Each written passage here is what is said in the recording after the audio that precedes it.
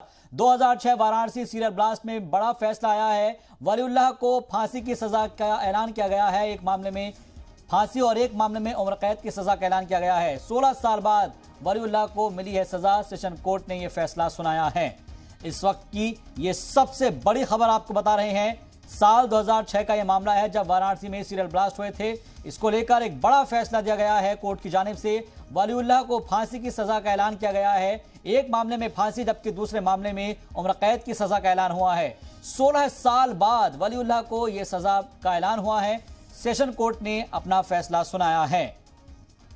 तो इस वक्त की यह सबसे बड़ी और अहम खबर आप तक पहुंचा रहे हैं। साल 2006 वाराणसी सीरियल ब्लास्ट से जुड़ा यह मामला है। इस पर सेशंस कोर्ट ने अपना फैसला सुनाया है। वलीउल्लाह को फांसी की सजा का ऐलान किया गया है और एक मामले में फांसी जबकि दूसरे मामले में उम्र कैद की सजा का ऐलान हुआ है। 16 साल बाद वलीउल्लाह को यह सजा का ऐलान किया गया है, सजा मिली है। सेशंस कोर्ट ने यह अपना फैसला सुनाया है।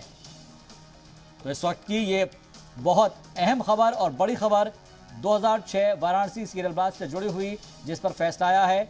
वलीउल्लाह को फांसी की सजा का ऐलान किया गया है।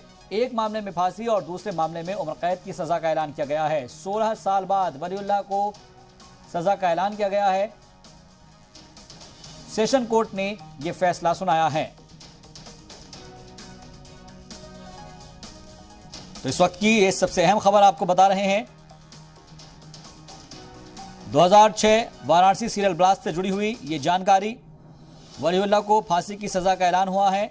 एक मामले में फांसी और दूसरे मामले में उम्र कैद की सजा का ऐलान किया गया है। 16 साल बाद वलीउल्लाह को सजा मिली है। सेशन कोर्ट ने यह फैसला सुनाया है।